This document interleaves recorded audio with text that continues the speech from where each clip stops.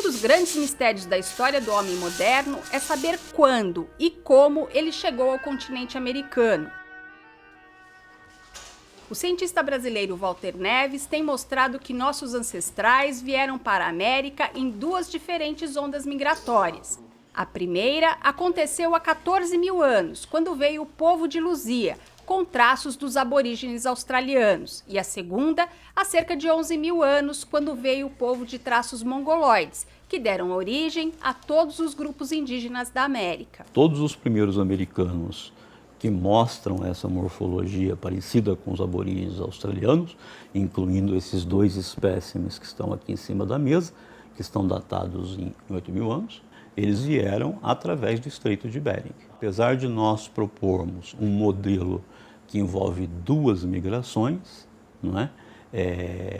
Essas duas migrações teriam vindo do Nordeste da Ásia para a América do Norte e depois se deslocado em direção à América do Sul. Afirmações como a do professor Walter e de outros arqueólogos que pesquisam os sítios brasileiros têm colocado novas dúvidas sobre a pré-história. Mas antes de falarmos delas, precisamos lembrar que o homem moderno é só a versão mais recente dos hominídeos que apareceram na Terra há 7 milhões de anos.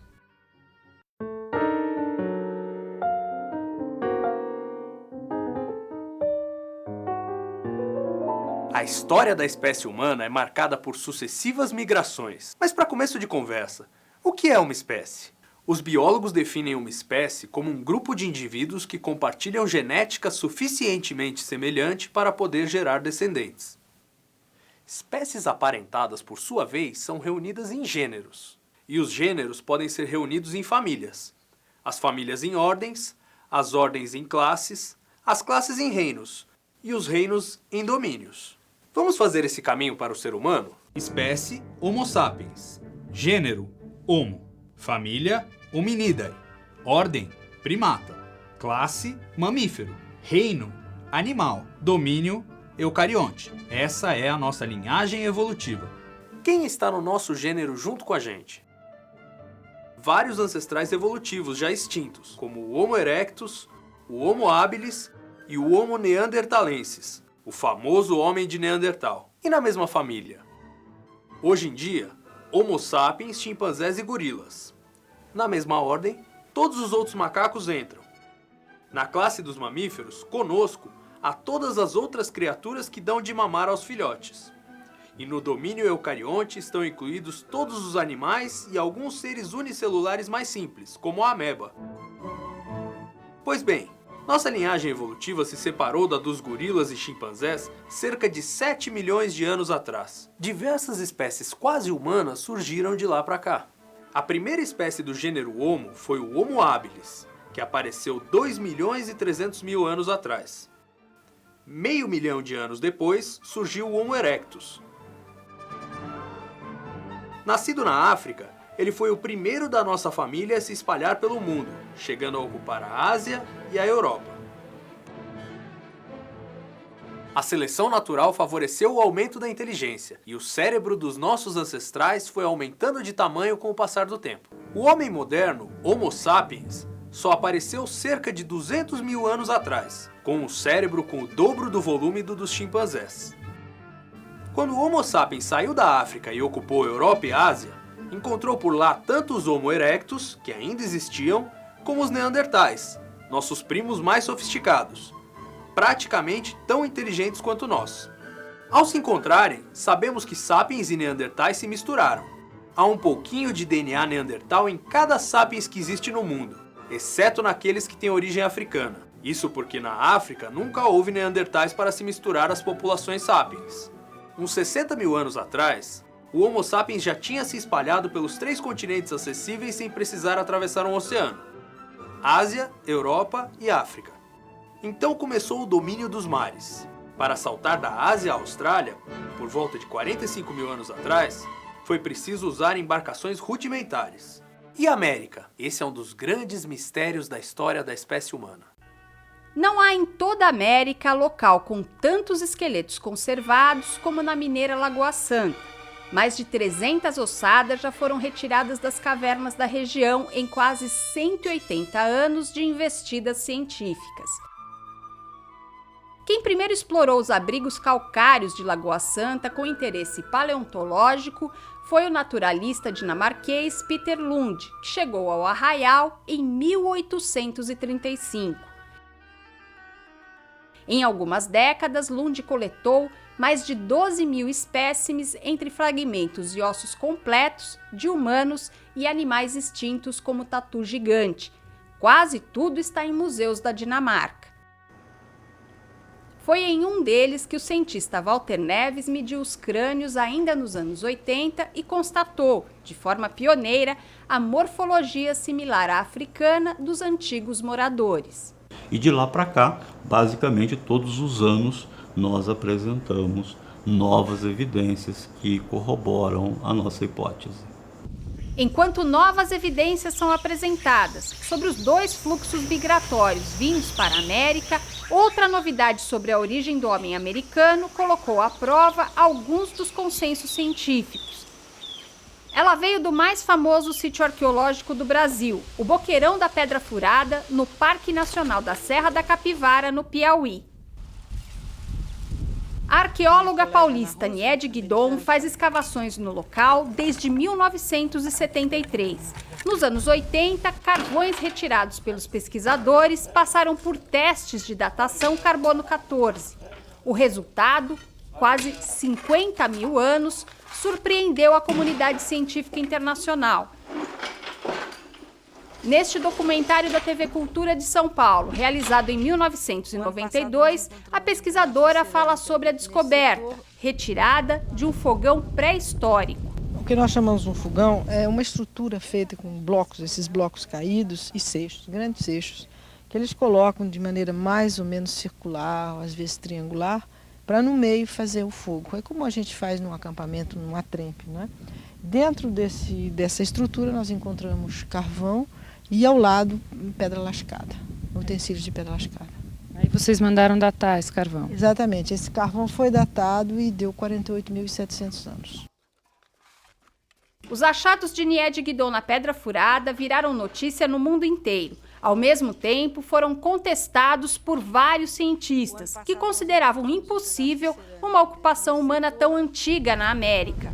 Um dos críticos era o professor Walter Neves. Eu e a Niede éramos grandes inimigos científicos, né? Porque eu não acreditava de forma alguma nas descobertas que ela tinha feito lá na Pedra Furada. Há cerca de 10 anos eu estive lá a convite dela. Quando eu vi esse material, eu percebi que a situação era muito mais complexa do que eu imaginava, né? Então hoje, digamos assim, eu estou 99% convencido de que talvez, de fato, a Niede tem uma ocupação lá no Piauí de cerca de 30 mil anos. Mas esse 1% de incerteza que ainda resta é extremamente significativo. O geólogo Astolfo Araújo, do Museu de Arqueologia e Etnologia da USP, trabalhou tanto na Pedra Furada quanto em Lagoa Santa. Ele é um especialista em pedra lascada. Esses artefatos mostram, segundo Astolfo, que no Brasil existiram pelo menos 3 culturas diferentes de lascamento de pedra. O que a gente acha aqui? Uma variedade de pedra lascada, ou seja, de culturas arqueológicas, absolutamente enorme. E todas elas, por volta de 10 mil anos, elas já estão todas aí. A tradição itaparica é representada por objetos como este, apelidado de lesma. Nele, as lascas são tiradas de um lado apenas. São encontrados no Nordeste brasileiro. A tradição umbu reúne pontas de flechas ou lanças lascados dos dois lados, encontradas no Sudeste e Sul do país. As pontas umbu são o tema do pós-doutorado da professora Mercedes Ukumura. Também entre elas, não há unidade. Tem essas pontas na região de Rio Claro, no interior do estado de São Paulo, que são muito maiores, né, do que essas pontinhas pequenininhas que a gente encontra no Rio Grande do Sul e que também tem esse serrilhado. A ponta podia ser usada como uma espécie de arpão, né, para pescar. Essas pontas talvez pudessem ser usadas também como faquinhas, né, como facas para cortar. O que se sabe é que é uma característica bastante marcante das pontas de São Paulo, né, que são bem diferentes do restante das pontas do sul.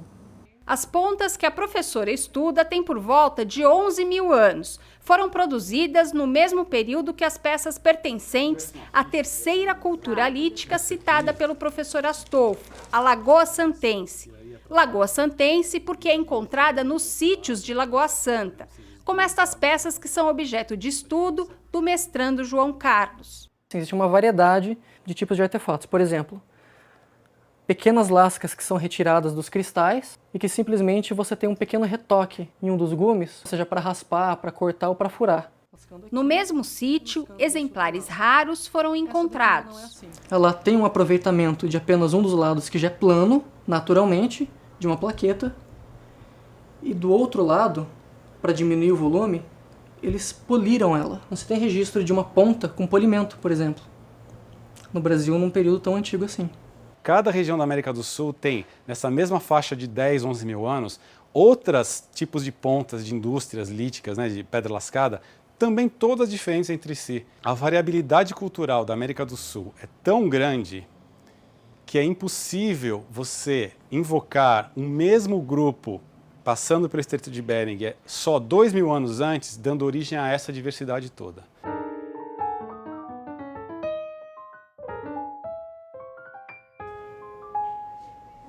Mercedes Okumura fez ciências biológicas na USP e durante a graduação se interessou pelo estudo de esqueletos antigos. Não temos nenhuma informação escrita sobre eles. Nós não sabemos, então, como que eles viviam, quem eram essas pessoas, né? Através desse estudo, né, desses esqueletos e do que eles faziam, dos lugares onde eles moravam, enfim, estudando toda essa parte da arqueologia, nós podemos, então, ter um quadro um pouco mais informativo sobre o passado. Atualmente eu estou trabalhando com sítios bem antigos, em torno de 10 mil anos, né, ou seja, associados aí aos primeiros americanos, né. Tem o trabalho de laboratório, tem o trabalho de campo, né, tem trabalho para você fazer em coleções de museus, então você tem toda uma diversidade, não dá para ficar nunca entediado. Nem tédio, nem ideia fixa. O professor Walter Neves mudou sua avaliação sobre a Pedra Furada e também sobre por que os europeus não encontraram nenhum descendente do povo de Luzia. A ideia que nós tínhamos é que a segunda leva teria substituído completamente a primeira leva, né? Por isso que você olha os índios atuais e eles mostram uma mesma morfologia. De 10 anos para cá, nós temos feito uma série de experimentos, nós descobrimos que os famosos índios botocudos, né, que viviam ali na região de sul da Bahia, Espírito Santo e Minas Gerais até o século XIX, né, que esses índios botocudos mantiveram essa morfologia dos primeiros americanos. A gente hoje tem a impressão de que você teve 3 cenários, né? Em alguns locais você teve essa substituição da morfologia paleoamericana pela morfologia ameríndia. Em alguns locais você teve uma sobrevivência tardia até tempos históricos, não é? Da morfologia paleoamericana. E em alguns lugares pode ser que tenha havido hibridização entre essas duas populações. A arqueologia, de uma maneira geral, das Américas, ela está numa etapa muito fascinante, que é o recomeço dessa discussão da antiguidade. E as próximas décadas acho que vão mudar bastante a nossa visão sobre o povoamento das Américas.